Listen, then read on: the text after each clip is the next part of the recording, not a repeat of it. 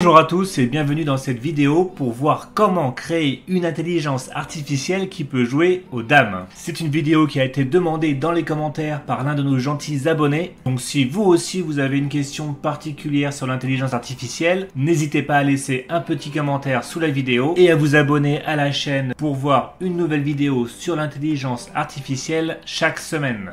Alors rentrons tout de suite dans le vif du sujet. Ici j'ai créé un petit jeu de dames en Python.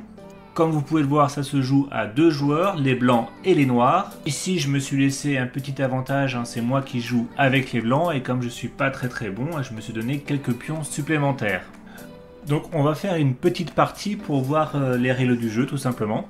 Allez, c'est parti, souhaitez-moi bonne chance. Donc comme vous pouvez le voir, les pions blancs, donc les miens ne peuvent aller que vers l'avant, et ne peuvent se déplacer que d'une seule case à la fois. Et pour les pions noirs, c'est un petit peu pareil, ils ne peuvent se déplacer que d'une seule case à la fois et ils ne peuvent aller que dans une seule direction, vers le bas. Une autre partie intéressante du jeu est que l'on peut prendre les pions adverses en sautant par-dessus si la case juste derrière est vide. Il est important de noter que, à la différence du déplacement normal qui ne se fait que dans une seule direction, la prise des pions adverses peut se faire dans les deux directions, vers le haut ou vers le bas. Et à chaque fois qu'une prise est possible, elle est aussi obligatoire.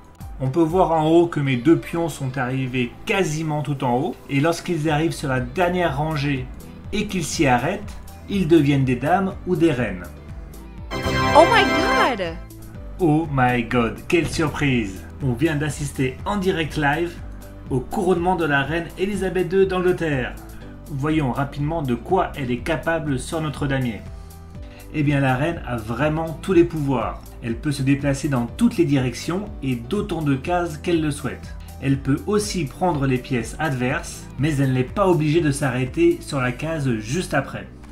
Il y a aussi une autre règle assez rigolote qui dit qu'on peut prendre plusieurs pions à la fois. Par exemple ici, si on joue avec les blancs, on peut passer par-dessus ce premier pion noir et le prendre, mais on peut aussi continuer en passant par-dessus ce deuxième pion noir et encore continuer en passant par-dessus ce troisième pion noir. Ça s'appelle une rafle. Et je vous montre ça en action. Je vais là et je prends les trois pions d'un seul coup. Bon, on a fait le tour des principales règles du jeu de dames. Et si vous voulez encore plus de détails sur les règles du jeu, je vous conseille l'excellent site de la Fédération française du jeu de dames. D'ailleurs, ça me fait penser, il y a une autre règle dont je n'ai pas encore parlé, c'est que d'une part, les reines, tout comme les pions, peuvent faire des rafles, et d'autre part, les reines, tout comme les pions, sont toujours obligées de faire la rafle la plus longue possible. C'est-à-dire que si par exemple on a le choix entre faire une rafle et de prendre deux dames, ou de faire une autre rafle et de prendre trois pions, peut-être qu'on aura envie de faire la rafle qui prend les deux dames, parce qu'on préfère prendre des dames, mais on va en fait être obligé de prendre les trois pions. On n'a pas le choix. Alors on peut maintenant passer à la partie intelligence artificielle de notre vidéo. Et j'ai une bonne et une mauvaise nouvelle pour vous. La bonne nouvelle, c'est qu'on va jouer à un jeu. Et la mauvaise nouvelle, c'est que c'est pas un jeu qui est très facile. Le jeu, c'est le suivant. Il y a deux joueurs, un joueur en rouge et un joueur en noir. Et le but du jeu, donc en fait on descend le long de ces branches. Chaque joueur à chaque étape du jeu va choisir d'aller à gauche ou à droite. Donc d'abord le joueur rouge va commencer à choisir d'aller à gauche ou à droite. Ensuite le joueur noir va aller à gauche ou à droite, etc. jusqu'à qu'on arrive à la fin du jeu, c'est-à-dire cette dernière ligne du jeu où vous voyez les numéros. Donc les numéros qui sont entre 12 et moins 8. Et le but du jeu, c'est pour le joueur rouge d'avoir le plus grand nombre positif possible. Et pour le joueur en noir, c'est d'avoir le plus petit nombre, c'est-à-dire le plus grand nombre négatif possible. Donc typiquement, le joueur en rouge voudrait arriver à 12, et le joueur en noir voudrait arriver à moins 8. Mais s'il ne peut pas, le joueur en noir serait content d'arriver déjà à moins 7 ou à moins 4, et le joueur en rouge serait content d'arriver, s'il ne peut pas arriver à 12, il serait content d'arriver à 11 ou à 7. Mais il serait très mécontent s'il arrive à moins 8. Alors imaginons un instant que vous êtes le joueur en rouge et je suis le joueur en noir. Alors qu'est-ce que vous allez faire? Alors je vous laisse quelques secondes pour réfléchir tranquillement.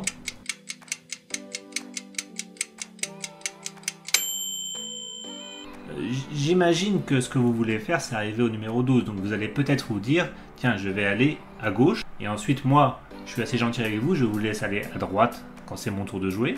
Après, c'est à votre tour de jouer, donc vous visez toujours le 12, donc vous allez aller à gauche. Et moi, comme c'est mon tour de jouer, je peux choisir à chaque instant si je veux aller à gauche ou à droite. Je peux vous faire une petite surprise et je peux choisir d'aller sur le -3. Et donc du coup, vous avez fait tout ça pour rien et vous avez raté le 12 au dernier moment.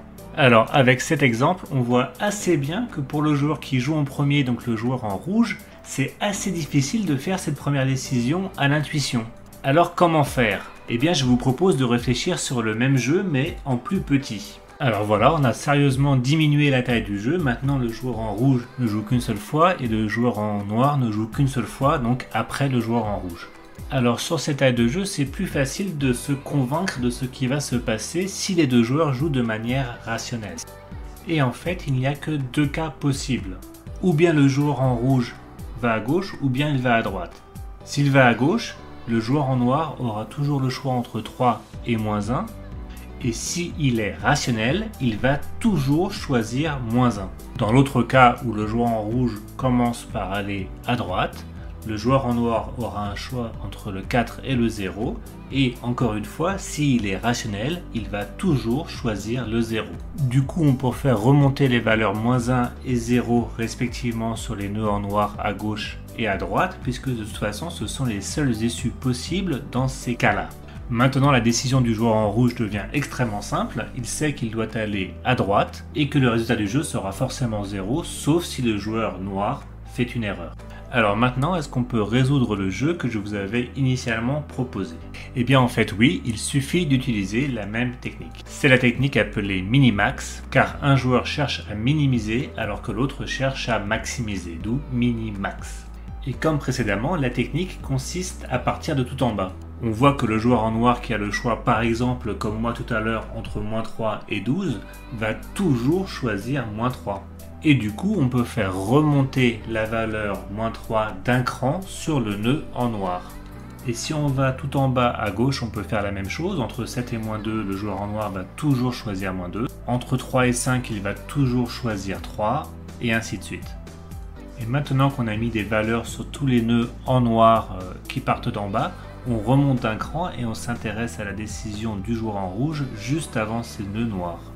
Et maintenant, c'est tout simplement l'inverse. Le joueur en rouge cherche à maximiser, donc entre -2 et 3, il va toujours choisir le chemin qui va l'emmener sur le 3. Entre -3 et -1, il va choisir le -1, et ainsi de suite.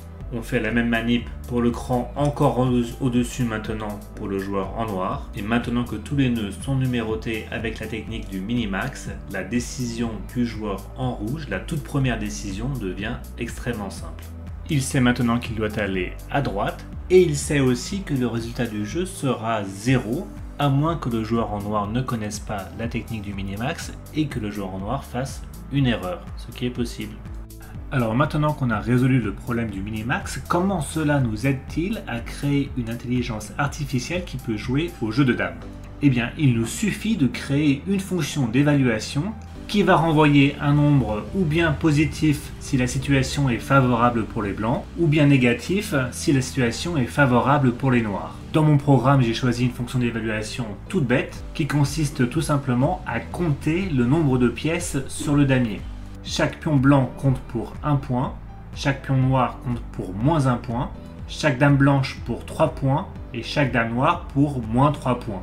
Alors c'est vraiment une fonction d'évaluation toute bête, mais couplée avec la technique du minimax, elle est suffisante pour battre certains joueurs humains, comme moi par exemple. Alors voyons maintenant rapidement comment on utilise en pratique le minimax avec cette fonction d'évaluation.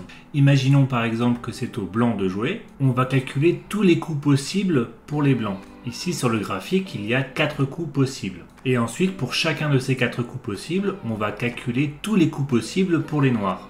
Ensuite, on utilise notre fonction d'évaluation pour évaluer la position à ce moment-là. Et en utilisant la technique du minimax décrite précédemment, on remonte progressivement les valeurs de la fonction d'évaluation. Et du coup, on peut voir quel est le meilleur coup à jouer pour les blancs. Ici, sur le graphique à l'écran, on regarde 2 coups à l'avance pour simplifier. Mais en pratique, on peut regarder beaucoup plus de coups à l'avance. Dans mon programme, par exemple, je regarde 5 coups à l'avance. Donc maintenant qu'on a une intelligence artificielle qui fonctionne pour le jeu de dames, je suis assez curieux de la tester pour voir quel niveau elle a. Du coup, j'ai essayé de la faire jouer contre l'intelligence artificielle du site leadroot.org. Et voici le résultat de ce combat inattendu, IA contre IA. L'IA qu'on vient juste de construire est en blanc et l'IA du site leadroot.org est en noir. Et je reproduis tous ces mouvements sur mon petit programme. On voit que notre IA s'en sort vraiment bien et va vraisemblablement remporter haut la main ce combat. Et du coup, je pense que je vais terminer cette vidéo sur cette belle victoire et on verra dans la vidéo suivante comment améliorer notre fonction d'évaluation qui est vraiment rudimentaire. Donc on verra plusieurs méthodes pour améliorer la fonction d'évaluation en utilisant en particulier les réseaux de neurones. Voilà, j'espère que vous avez aimé cette vidéo. Si c'est le cas, mettez un petit like sous la vidéo et abonnez-vous à la chaîne pour ne pas rater les prochaines vidéos sur l'intelligence artificielle. À bientôt.